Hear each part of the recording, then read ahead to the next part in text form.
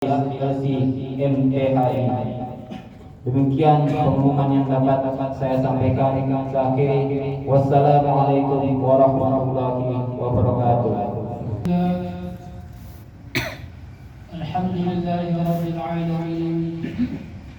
Asyhadu an la ilaha illallah al-malikul haqqul mubin.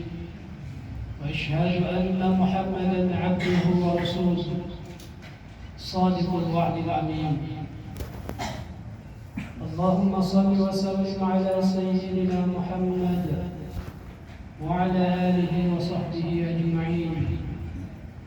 Ya ibadallah, usikum wa nafsi bitaqwallah wa ta'atihi la'allakum turhamun. Wa qala Allah ta'ala fil Qur'anil 'azim. Billahi minasy syaithanir rajim. يا أيها الذين آمنوا اتقوا الله حق ولا تموتن إلا وأنتم مسلمون. وقال أيضا أعوذ بالله من الشيطان الرجيم إن الذين آمنوا والذين هاجروا وجاهدوا في سبيل الله أولئك يرجون رحمة الله Wallahu ghafurur rahim. Shadaqallahul azim. Kaum muslimin sidang jamaah Jumat yang dirahmati Allah. Bulan ini kita sudah memasuki bulan Muharram. Salah satu bulan yang sangat mulia dalam kalender Islam. Salah satu bulan yang sangat bersejarah yang tiap tahun diperingati oleh umat Islam. Di antara keutamaan dan peristiwa bersejarah di bulan Muharram itu, kita biasa mengenal istilah atau konsep hijrah. Dalam sejarah Rasulullah SAW melaksanakan atau melakukan umat Islam secara umum melakukan dua bentuk hijrah, yaitu hijrah ke Habasyah. Yang pertama, dalam sejarah juga dikatakan dua kali gelombang hijrah ke Habasyah. Yang kedua adalah hijrah ke kota Madinah. Lalu apa hakikat hijrah itu sendiri? Apakah kemudian hijrah itu hanya perpindahan tempat dari Mekah ke kota Madinah? Apakah hijrah itu hanya sekedar simbol penamaan yang tadinya tidak Arab menjadi Arab? Apakah hijrah itu hanya sekedar slogan dan lain sebagainya? Nah, kalau kita melihat peristiwa hijrah yang dialami oleh Rasulullah bersama sahabatnya, kita kemudian bisa mengambil kesimpulan bahwa hijrah atau hakikat hijrah itu sendiri melampaui sekedar simbol. Hijrah itu sendiri juga bukan berarti kita berpindah dari satu tempat yang menunggu kita itu tidak Islami, kemudian mencari negara yang Islami atau Darul Islam.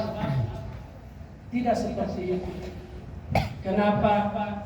Karena ternyata dari Mekah ke Habasyah, dari Mekah ke Madinah, dua kota tersebut saat hijrah dilakukan belum menjadi kota Islam atau Darul Islam.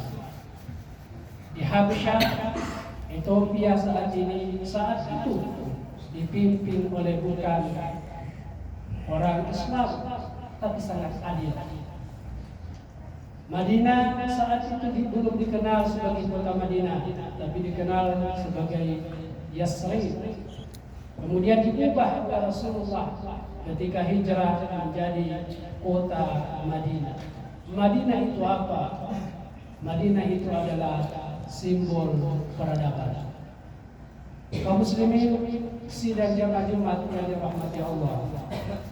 Maka salah satu poin di antara substansi hakikat hijrah itu pada dasarnya adalah perpindahan dari masa kejahilian, dari satu masa yang kurang baik menjadi atau mencari peradaban yang penuh dengan keadilan, penuh dengan nilai-nilai kemanusiaan. Itulah di antara hikmah hijrah yang dilakukan oleh Rasulullah SAW. Lalu dalam konteks hari ini seperti apa kita bisa memahami atau mengambil pelajaran hijrah itu sendiri? Kita semua sepakat bahwa peradaban dunia ini terus kita perjuangkan, terus kita upayakan, baik dalam konteks negara secara luas ataupun mungkin dalam konteks kehidupan kita yang skala kecil di masyarakat kita masing-masing. Kita berupaya untuk mengubah kondisi yang kurang baik menjadi baik, yang menjadi baik menjadi lebih baik lagi. Lalu seperti apa caranya? Dari peristiwa hijrah inilah setidaknya Rasulullah mengajarkan kepada kita semua 3 fondasi peradaban yang Islam. Yang pertama, kita melihat ketika Rasulullah hijrah ke kota Madinah, yang pertama kali dilakukan oleh Rasulullah adalah membangun masjid, Masjid Quba. Masjid Quba ini adalah simbol infrastruktur atau material. Jadi upaya yang pertama kali dicontohkan oleh Rasulullah dalam membangun masyarakat yang baik, dalam membangun peradaban yang baik, memang tidak bisa lepas dari unsur yang disebut sebagai infrastruktur atau materi. Itulah yang dilakukan oleh Rasulullah. Namun tidak sekadar membangun fisik, kemudian di dalamnya penuh dengan hampa. Rasulullah juga di Madinah membangun relasi, bekerja sama dengan berbagai pihak, bukan hanya terbatas pada umat Islam, tapi bahkan Rasulullah bekerja sama dengan orang-orang Nasrani, orang-orang Yahudi dalam konteks sosial, kemasyarakatan, ekonomi, bahkan politik. Itu dalam artian bahwa dalam membangun peradaban hari ini tidak ada salahnya kita bekerja sama kepada siapa saja selama hal itu tidak bertentangan dengan keyakinan kita. Yang kedua, selain fisik, Rasulullah juga memberikan contoh ketika di Madinah. Masjid Quba itu diisi dengan berbagai aktivitas.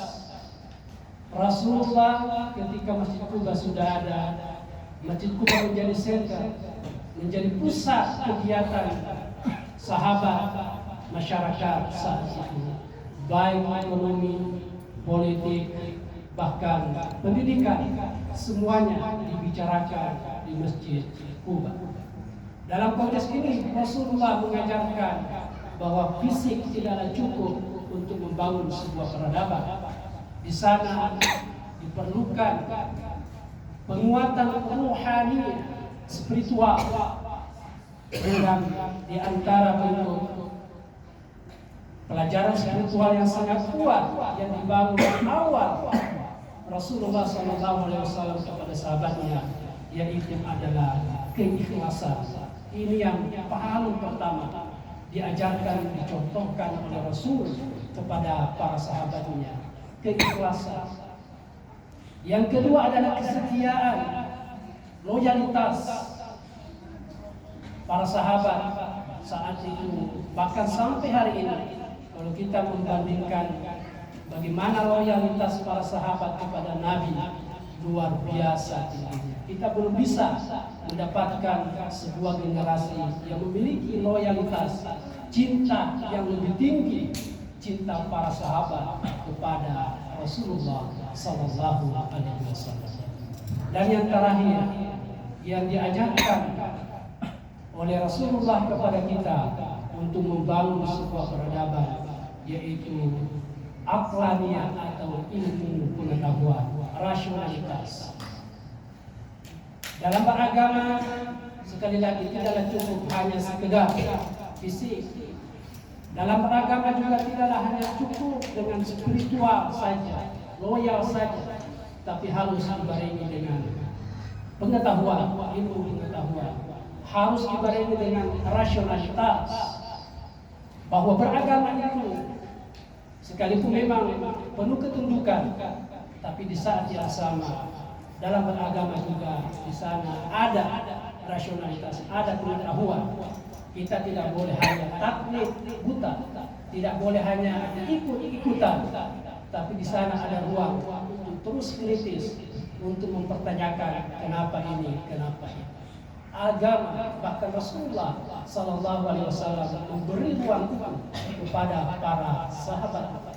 Bahkan beberapa peristiwa Rasulullah membangun dialog. Bahkan terkadang Rasulullah menerima kritikan. Bahkan Rasulullah pernah menjalankan pandangan sahabatnya dan menunda atau tidak menjalankan apa yang dia yakini benar.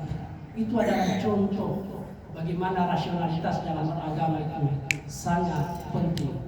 Kenapa ini penting? Karena hari ini terkadang karena ketundukan yang sangat luar biasa kepada pimpinan, kemudian sikap kritis itu hilang. Yang akibatnya apa? Yaitu taklid buta, apa yang dikatakan oleh pimpinan benar, itulah yang dipegang sampai harga mati. Dan ini tentu bertentangan dengan apa yang dicontohkan oleh Rasulullah dan para sahabatnya. Demikian tiga hal yang perlu kita renungi bersama dalam konteks memperingati peristiwa hijrah Rasulullah SAW, dalam konteks membangun peradaban sesuai dengan konteks kita masing-masing di Indonesia, di Palu. Maka sekali lagi ada tiga hal yang perlu kita perhatikan. Yang pertama adalah aspek infrastruktur fisik atau materi. Yang kedua aspek spiritual, keikhlasan dan loyalitas. Dan yang ketiga adalah aspek ilmu pengetahuan. Barakallahu li wa lakum fil Qur'anil azim wa nafa'ni wa iyyakum min al-ayati wa zikril hakim wa taqabbal minni wa minkum tilawata innahu huwas samiul alim. Rabbil alamin, asyhadu an la ilaha illallah iyyahu na'budu wa iyyahu nasta'in wa asyhadu anna Muhammadan 'abduhu wa rasuluhu al-mab'uts rahmatan lil alamin. Ya ibadallah, usikum wa nafsi bittaqwallah wa ta'atihi la'allakum turhamun. Wa qala Allah subhanahu wa ta'ala fil Qur'anil azim, a'udzu billahi minasy syaithanir rajim. Innallaha wa malaikatahu yusholluna 'alan nabi ya ayyuhalladzina amanu shallu 'alaihi wa sallimu taslima. Allahumma shalli wa sallim 'ala sayyidina Muhammad wa 'ala alihi